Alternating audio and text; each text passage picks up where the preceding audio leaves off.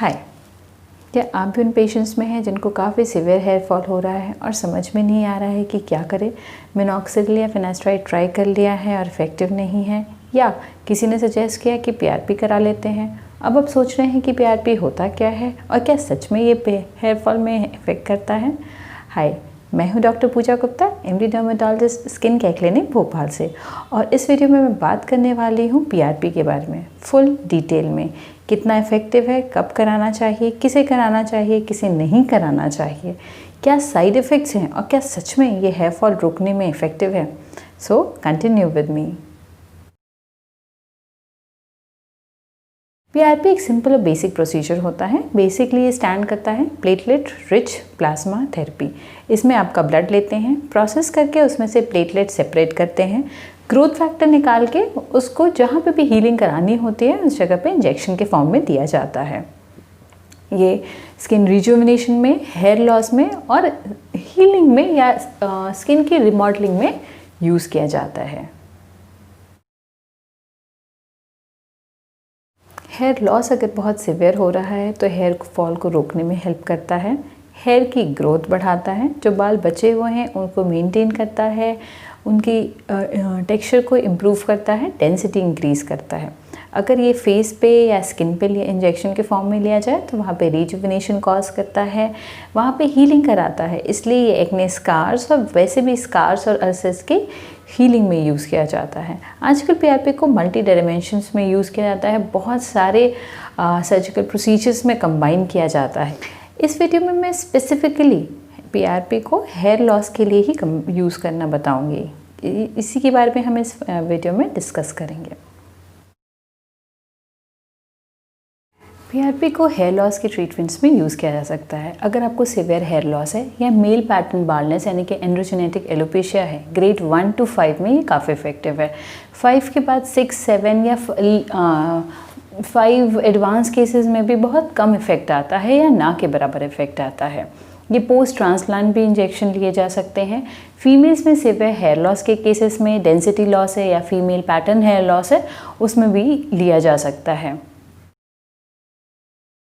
इसका basic method जो है वो ये है कि जो प्लेटलेट्स हम सेपरेट करते हैं ब्लड से, वो इंजेक्शन लगाते हैं, उससे ग्रोथ फैक्टर्स रिलीज़ होते हैं। तो ये क्या करता है, बेसिकली डोर्मेंट हेयर को एक्टिवेट करता है।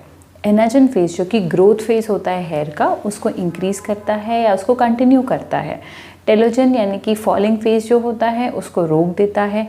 न्यूवास्कुलराइजेशन यानी कि बाल के जड़ों के साइड में नए ब्लड वेसल्स बनाता है, ताकि आप जो भी फूड या ग्रोथ फैक्टर्स या मल्टीविटामिन्स इनटेक कर रहे हैं वो बाल की जड़ पे जाए और अच्छे से काम करे। बेसिकली ये हार्मोन्स के अगेंस्ट काम करता है। मेल पैटर्न बालनेस का मेन रीज़न जो होता है वो होता है मेल हार्मोन टेस्टोस्टेरोन। ये उसके अगेंस्ट या उसके ब्लॉकेज में काम करता है। एंड्रोजेनेटिक एलोपेशिया में ग्रेड 1 to 5 तक आप आराम से पीआरपी करा सकते हैं। ये उनमें भी है जिनमें फिनास्ट्राइड या मिनॉक्सिडिल काम नहीं करता या इनफेक्टिव है, या आपको एलर्जी हो रही है मिनॉक्सिडिल लगाने से, या आपको एक क्विक रिजल्ट चाहिए। मिनॉक्सिडिल और फिनास्ट्राइड के रिजल्ट्स के लिए आप वेट नहीं कर सकते, या फिर उनके लिए जो कुछ नहीं करना चाहते। हफ्ते 15 दिन में आप यहाँ के एक सिटिंग कराइए, महीने में एक सिटिंग कराइए और आप फ्री हैं किसी भी हेयर फॉल प्रॉब्लम से। फीमेल्स में सिवियर हेयर लॉस में ये काफ़ी अच्छा वर्क करता है, स्पेशली जिनको पोस्ट प्रेगनेंसी या पोस्ट लैक्टेशन में हेयर फॉल हो रहा है या टेलोजन एफ्लूवियम हो रहा है, यानी कि किसी स्ट्रेस, ट्रॉमा या सर्जरी की वजह से बहुत सिवियर हेयर लॉस हो रहा है। पीआरपी को इजीली या तो सिंगल सेशंस में, सिंगल थेरेपी के फॉर्म में भी यूज़ किया जा सकता है। अदरवाइज अगर बहुत सिवियर है तो मिनॉक्सिडिल या फिनास्ट्राइड के कॉम्बिनेशन में या डर्मा रोलर के कॉम्बिनेशन में ईजिली यूज़ किया जा सकता है। बात समझने की है कि hair loss, male pattern hair loss एक कंटिन्यूस प्रोसेस है, आपके साथ ही चलता रहेगा, क्योंकि ना आपकी जेनेटिक्स चेंज हो सकती है ना मेल हार्मोन टेस्टोस्टेरोन का इफ़ेक्ट। ये सिर्फ उसको काउंटर करता है। आप जब भी इसको छोड़ते हैं उसके बाद धीरे धीरे करके आपका इफ़ेक्ट रिवर्स होने लगता है, इसलिए इसकी मेंटेनेंस थेरेपी बहुत ज़रूरी है। एंड्रोजेनेटिक एलोपेशिया का ये क्यूरेटिव ट्रीटमेंट नहीं है। PRP is not curative. ये सिर्फ आपके रिजल्ट को मेंटेन करता है, आपके जो बाल बचे हुए हैं उसको बचाता है, डेंसिटी बनाए रखता है, ताकि आपको हेयर ट्रांसप्लांट की ना या बहुत लेट ज़रूरत पड़े। हेयर ट्रांसप्लांट के बाद भी पीआरपी के इंजेक्शंस दिए जाते हैं क्योंकि ये उसके ग्रोथ को और उसके रिज़ल्ट को इम्प्रूव करता है और बेटर करता है। ये नए बाल नहीं उगाता। बहुत ज़रूरी है कि आप क्लिनिक का सही चुनाव करें। कहाँ कराना चाहिए, इसके लिए आप अच्छे से रिसर्च कर लें। अपने फ्रेंड से पूछें जिन्होंने ऑलरेडी पीआरपी का ट्रीटमेंट कराया है और उनको अच्छे रिजल्ट्स आए हैं। डॉक्टर से बात करें जहाँ का क्लिनिक और साफ़ सुथरा हो, स्टाफ ट्रेंड हो, डॉक्टर ने खुद भी पीआरपी कराया हो, तब तो ये और भी अच्छी बात है। ऐसे क्लिनिक से बच के रहें जहाँ पे 5 से 10 ml ब्लड ले लेते हैं, प्रोसेस करते हैं, ऊपर का प्लाज्मा इंजेक्शन के फॉर्म में लगा देते हैं, कोई रिजल्ट नहीं आता और बहुत भारी भरकम रकम वसूल की जाती है। इसलिए सही क्लिनिक का चुनाव बहुत ज़रूरी है पीआरपी के रिजल्ट्स में। हमारे पास बहुत सारे ऐसे पेशेंट्स आते हैं जो बताते हैं कि उन्होंने ऑलरेडी पीआरपी का सेशन किया हुआ है पर उन्हें रिजल्ट नहीं आ रहा, तो अब हम पीआरपी क्यों कराएं?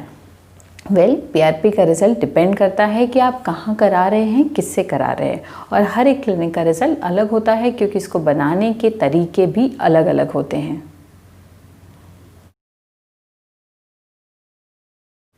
अगर आपको मिनॉक्सिडिल से एलर्जी है या आप रोज़ मिनॉक्सिडिल नहीं लगाना चाहते, मिनॉक्सिडिल एक्चुअली अल्कोहल बेस में आता है। ज़्यादा लंबा लगाने से सर पे इरिटेशन होने की एक बहुत बड़ी प्रॉब्लम है। दूसरा, जिन पेशेंट्स को ऑलरेडी डैंड्रफ है उनको मिनॉक्सिडिल से इचिंग होना एक बहुत ही कॉमन प्रॉब्लम है। तो अगर आप वो नहीं लगाना चाहते या आप फैमिली प्लानिंग के फेज़ में हैं, आपकी जस्ट मैरिज हुई है और फिनास्ट्राइड नहीं लेना चाहते, तो वैसी कंडीशन में PRP is the rescue therapy. ये काफ़ी इफ़ेक्टिव है। बहुत सिंपल सेफ प्रोसीजर है। 40-45 मिनट्स का प्रोसीजर होता है। Office time, lunch time procedure है। आप आइए और करा के चले जाइए। इसको कराने के तुरंत बाद आप अपने सारे काम कर सकते हैं। अब ड्राइव कर सकते हैं, शाम को हेड वॉश कर सकते हैं, next day morning head wash कर सकते हैं। जो आपकी मेडिसिन या गोली टैबलेट वगैरह चल रही है उसको वैसे ही कंटिन्यू करना है, क्योंकि इसमें आपका अपना ब्लड लेके प्रोसेस किया जाता है, इसलिए इसका कोई साइड इफ़ेक्ट भी नहीं है। HIV, HBS, HA या HCV होने का या कोई एलर्जी होने के कोई चांसेस नहीं हैं। ये है कि शुरू के 24 to 48 आवर्स आपको हल्के से बम्स जैसे फील होंगे, हल्का फुल्का पेन हो सकता है और हेडेक हो सकता है। ये टोटली नॉर्मल है, जो कि तो अपने आप ख़त्म भी हो जाता है। 30 to 50 ml डिपेंडिंग अपॉन कि आपका कितना हेयर लॉस है, उस हिसाब से ब्लड ड्रॉ किया जाता है। उसको प्रोसेस करते हैं, उसमें से प्लेटलेट वाला पोर्शन कॉन्सेंट्रेट किया जाता है, यानी कि प्लेटलेट का कॉन्सेंट्रेशन ब्लड में बढ़ाया जाता है। उसके बाद उसी को सेपरेट करके उसको इंसुलिन सिरिंजेस में भर के जहाँ पे हेयर फॉल हो रहा है या जहाँ पे भी स्कार में या फेस के रिजुविनेशन में इंजेक्शन की ज़रूरत है, वहाँ पे multiple small injections insulin syringe की मदद से दिए जा सकते हैं। पीआरपी को इजीली डर्मा रोलर के साथ या डायरेक्टली इंजेक्शन के फॉर्म में भी यूज़ किया जा सकता है। अगर आपने सही क्लिनिक में पीआरपी सेटिंग नहीं कराई है तो फिर पीआरपी का रिज़ल्ट आना बहुत मुश्किल है। इनिशियल के ऐसा हो सकता है कि 1 to 2 सेटिंग्स में आपको कोई डिफरेंस ना दिखे, तो ये भी एक कॉमन प्रॉब्लम है। तीसरी चीज़ जो कि ध्यान रखने वाली है कि कुछ पेशेंट्स में पीआरपी काम ही नहीं करता। पेन एक प्रॉब्लम है, पेन इसमें होता है और किसी किसी पेशेंट को ना के बराबर, किसी को बहुत ज़्यादा। अगर आप उन पेशेंट्स में हैं जिनको पेन ज़्यादा होता है तो इसको इजीली लोकल एनेस्थीसिया की क्रीम लगा के, लोकल एनेस्थीसिया का स्प्रे करके या स्कैल्प ब्लॉक करके इंजेक्शन द्वारा पूरा एनेस्थेटाइज करके आपको पीआरपी का इंजेक्शन दिया जा सकता है। सेफ़ है, ईजी है, कोई साइड इफ़ेक्ट या लॉन्ग टर्म कॉम्प्लिकेशंस नहीं है, बहुत ही इफ़ेक्टिव है। आपका हेयर लॉस ऑलमोस्ट तुरंत फिनास्ट्राइड और मिनॉक्सिडिल के कंपैरिजन में बहुत जल्दी रुक जाता है। आपको डेफिनेट रिजल्ट्स देखने को मिलते हैं, डेंसिटी इम्प्रूवमेंट देखने को मिलती है। इसलिए PRP is almost like gold standard for hair loss these days.